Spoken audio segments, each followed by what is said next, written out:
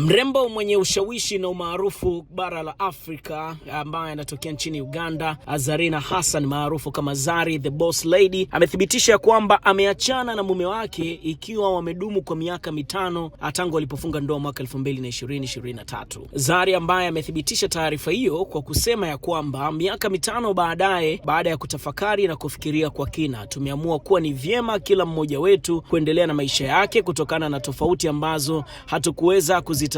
Ingawa huu haukuwa uamuzi mwepesi, tunaamini ndio uamuzi sahihi kwa manufaa yetu sote. Tunathamini muda tuliotumia pamoja, kumbukumbu tulizojenga na msaada tuliokuwa tukipeana katika kipindi chote cha mahusiano yetu. Hakuna hasira wala kinyongo kati yetu. Wakati mwingine watu wawili hukua na kuelekea katika njia tofauti za maisha. Tunaendelea kuthaminiana na kubaki marafiki wenye kuheshimiana na kuelewana. Kwa dhati kabisa, tunatakiana kila mmoja furaha, mafanikio na kila laheri katika safari za maisha zijazo. Zarina na Shakib. Mwisho wa kunukuu kile ambacho Zari amekisema kuhusiana na kutengana kwake yeye na mumewe ambaye walidumu kwa miaka 5. Utakumbuka walikuwa kwenye headlines tofauti. Kuna kipindi Zari aliwahi kuwa na posti mitandaoni akionyesha kwamba saa nyingine mwanaume anaweza akaanza kuwa mwanaume wa wanawake wengi baada tu ya kuanza kujulikana mitandaoni au kumweka wazi na kujulikana. Miongoni mwa jumbe ambazo zilikuwa za mafumbo na kushtua watu wengi. Kumeshawahi kudaiwa kuwa kumekuwa na migogoro mbalimbali ikiwemo ya issue ya mama mtoto wa Shakib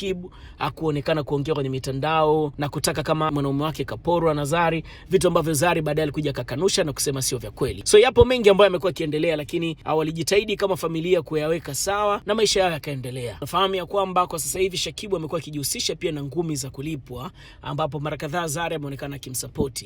Wamekuwa wakionekana wako Uganda pamoja na South Africa wakiishi kwenye nchi hizi mbili tofauti, huku Zari akisema ya kwamba imekuwa ni sehemu ya maisha yao kwa sababu mumewe Uganda ana biashara zake na yeye South Africa ana maisha yake mengine, so hawakutaka kuyakatisha. Ila leo ameyasema hayo.